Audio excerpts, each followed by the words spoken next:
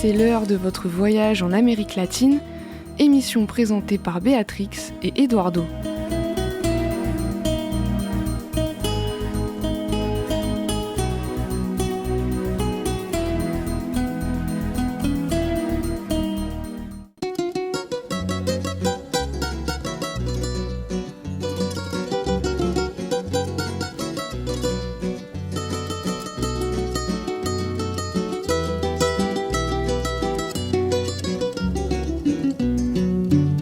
No te asombres si te digo lo que fuiste, una ingrata con mi pobre corazón, porque el fuego de tus lindos ojos negros alumbraron el camino de otro amor. Y pensar que te adoraba ciegamente, que a tu lado como nunca me sentí, y por esas cosas raras de la vida, sin el beso de su boca yo me vi. Amor de mis amores, reina mía, que me hiciste. Bonjour et bienvenue à l'émission L'autre Amérique sur le son de Radio Libre en Périgord à Coulommiers-Chemie et aussi de par le monde sur notre site internet. Cette émission est diffusée en direct tous les jeudis à 10h et rediffusée les mardis à 14h. Pour vous donner des informations sur le continent latino-américain, à mon côté Béatrix. Bonjour Béatrix. Bonjour Eduardo. Et à la technique Antoine. Une pensée solidaire pour les rescapés de l'attentat du 13 novembre 2015. Au sommaire donc de cette semaine, nous allons choisir de vous parler du Brésil, de Guatemala, de Venezuela, et à la fin, vous aurez quelques surprises au sujet d'une surprise. Alors, je laisse la parole à Béatrice pour nous parler du Brésil et de la COP30, la 30e conférence mondiale pour le climat. Au port de l'Amazonie a été lancé dans la ville de Belém du 10 au 21 novembre. Antonio Guterres, secrétaire général de l'ONU, et Lula da Silva, le président du Brésil, ont exhorté les dirigeants mondiaux à accélérer la transition vers les énergies propres, la source d'électricité la moins chère dans presque tous les pays. La forêt amazonienne, un écosystème fragile. Si la déforestation a ralenti, la plus grande forêt tropicale au monde pourrait ne plus être un puits de carbone. Près de 390 milliards d'arbres de 16 000 espèces différentes, 10% de la biodiversité de la planète, un rôle clé pour la régulation du climat. Une superficie équivalente à celle de l'Australie, répartie sur 9 pays. Plus vaste forêt tropicale du monde, l'Amazonie est un écosystème crucial mais en danger. Sa protection est au cœur de la 30e COP organisée au Brésil. Le Brésil, qui abrite 60% de l'Amazonie, aurait perdu 17% de superficie forestière en moins de 40 ans. Sous l'effet du réchauffement, la région est confrontée à des sécheresses de plus en plus sévères et fréquentes et à une hausse des températures. Ces conditions rendent la forêt plus inflammable, note Erika Béranger, écologue à l'université d'Oxford. La question de savoir si l'Amazonie est un puits ou une source de carbone ne fait pas consensus parmi les scientifiques, mais de plus en plus de travaux montrent que la région pourrait émettre plus de CO2 qu'elle n'en absorbe, contrairement à l'image trompeuse du poumon vert qui lui est associée.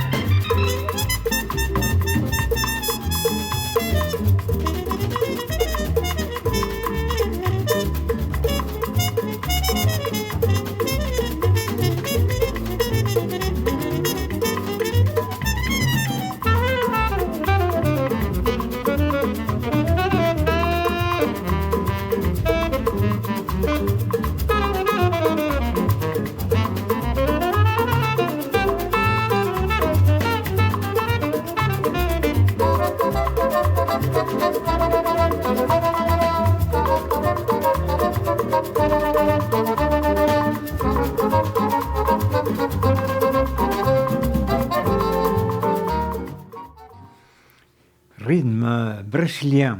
Parce qu'on parle beaucoup du Brésil, n'est-ce pas, Béatrice, au sujet de la COP30. Et on va préciser encore quelque chose là-dessus, s'il te plaît. Oui, le pays veut obtenir des avancées concrètes à Belém et entend être un pont entre les pays émergents et ceux du Nord pour mettre en œuvre les acquis des COP précédentes. Cette COP30 est considérée par tous les acteurs comme l'une des plus incertaines de l'histoire des négociations climatiques. Le président Lula da Silva n'en a pas moins tout misé sur cette conférence très médiatisée, organisée symboliquement à l'embouchure de l'Amazone. Contre vents et marées, le président entend bien arracher des avancées concrètes. Dans un climat de turbulence, conflits armés et guerre commerciale, l'attitude états-unienne cristallise les incertitudes. Rien n'indique que Washington pourrait signer et encore moins mettre en œuvre un accord climatique ambitieux. Les États-Unis, deuxième pollueur mondial après la Chine, se sont retirés de l'accord de Paris sur décision de Donald Trump qui ne se rendra pas à Belém. Mais Washington n'est pas la seule préoccupation. Au 3 novembre, 69 pays avaient présenté leurs nouvelles contributions déterminées au niveau national, définissant leurs engagements climatiques à l'horizon 2035. Riche de la plus grande biodiversité de la planète, le Brésil prévoit une réduction des émissions de gaz à effet de serre de 59 à 67% par rapport à 2005.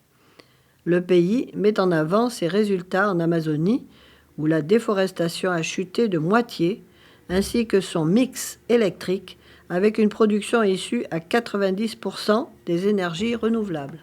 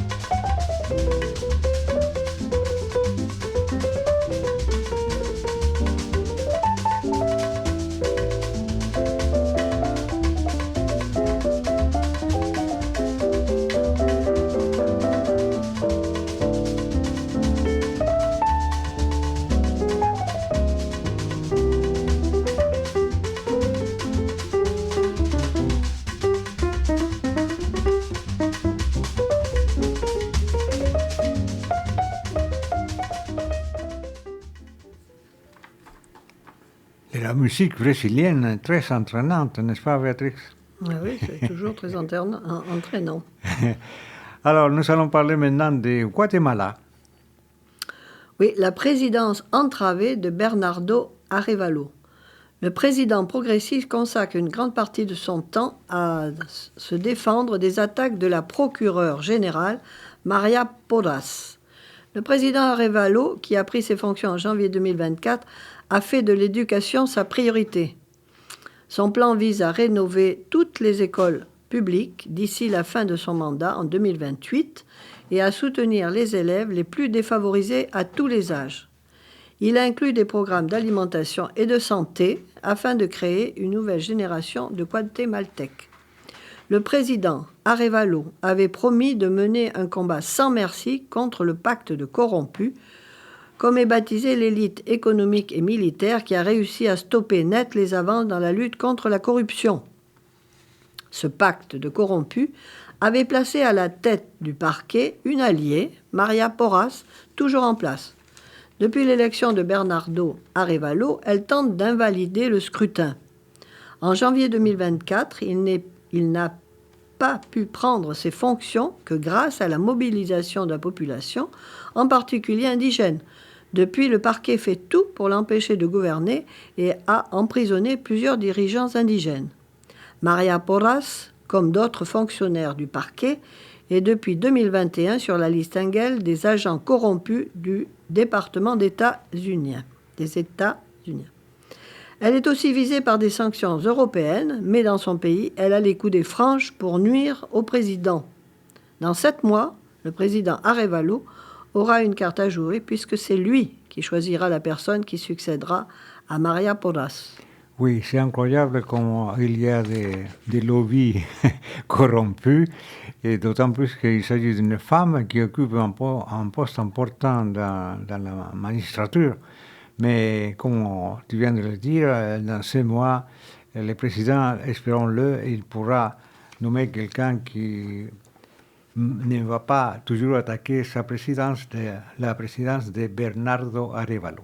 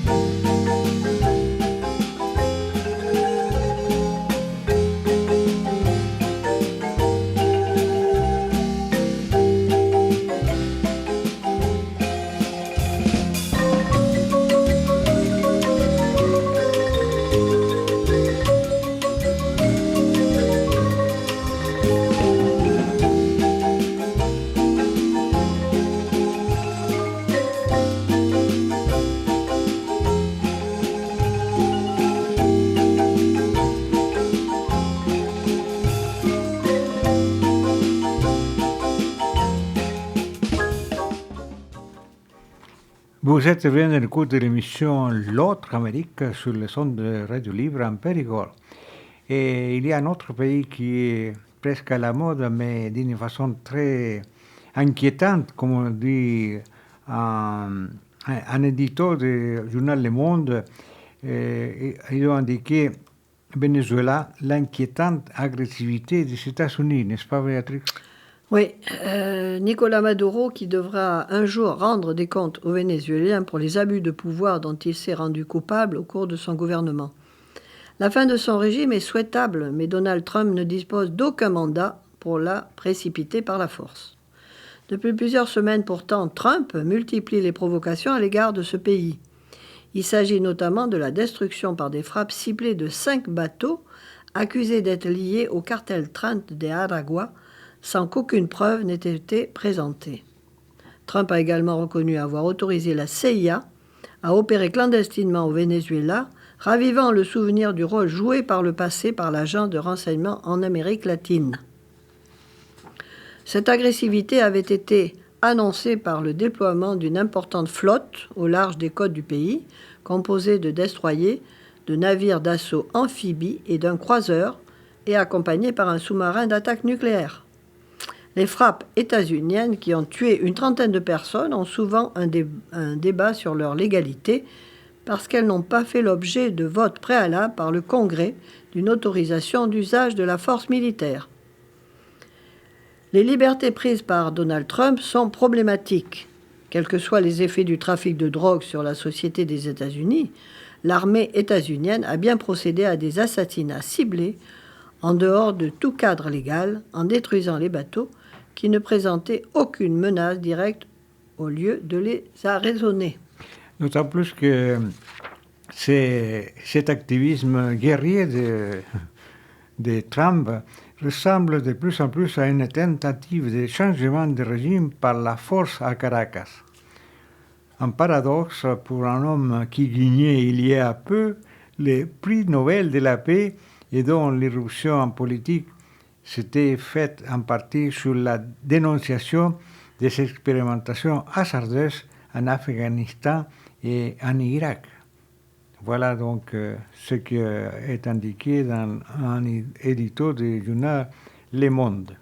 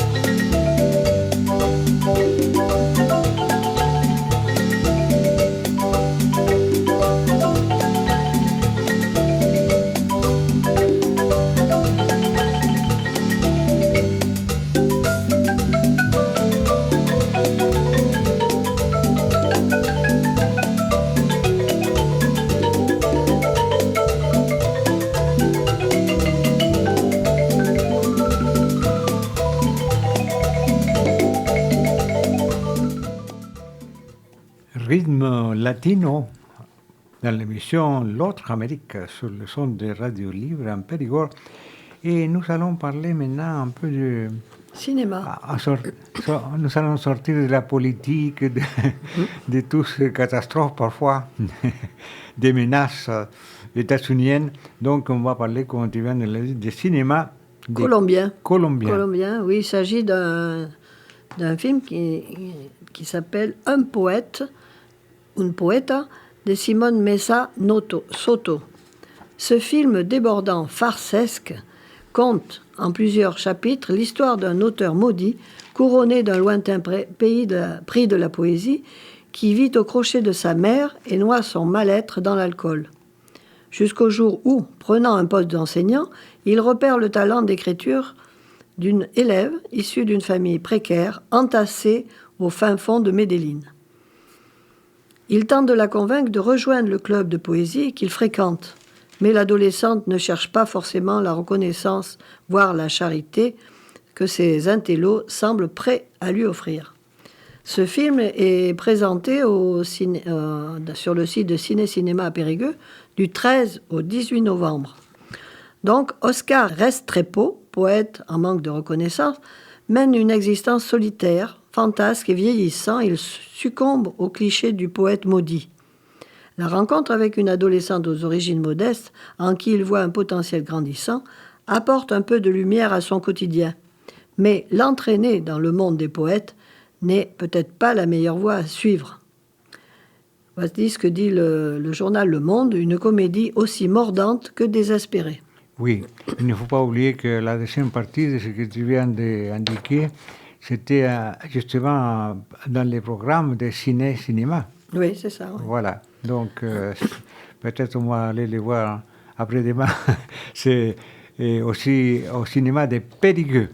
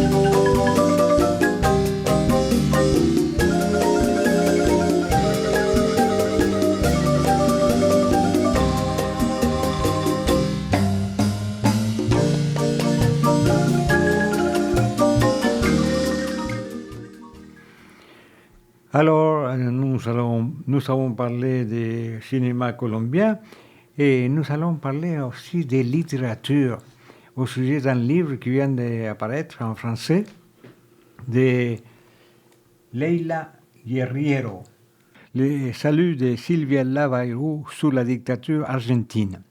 En retraçant le destin d'une miraculée, l'écrivaine Leila Guerriero fait le procès implacable de la gente. Avoir la vie sauve peut tenir un quiproquo.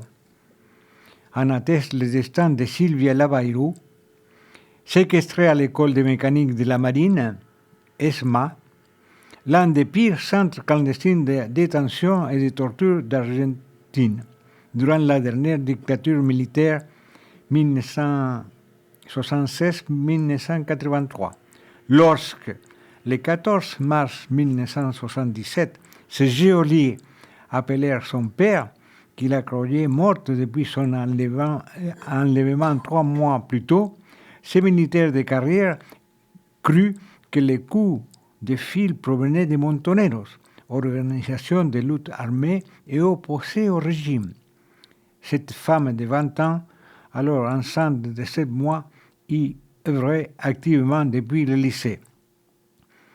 Attention, je cite, « Gros salopard de Montoneros, c'est vous qui portez la responsabilité de la mort de ma fille. Venez ici que je vous trouve la peau, Montonero de merde. Je suis anticommuniste, anti-Montonero, salopard, salopard. » Silvia sentit le regard et le ton de son gardien changer.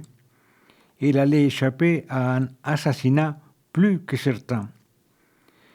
Si ce providentiel appel téléphonique donne le titre au livre de Leila Guerriero, il ne saurait expliquer à lui seul pourquoi la jeune femme ne subit pas le sort fatal de la majorité des opposants passés par l'ESMA. Blonde aux yeux bleus, d'une beauté renversante, Silvia Lavailleux lorsqu'elle se réfugia en Espagne, à sa sortie de l'ESMA, en juin 1978, fut ostracisée par l'ensemble de la communauté argentine, exilée qui l'a accusée d'avoir collaboré avec ses gardiens. Traversant les époques, les continents et les certitudes, cette histoire est un modèle de genre pour qui veut comprendre à quoi s'expose une opposante lorsqu'elle prend les armes et plus encore lorsqu'elle les dépose.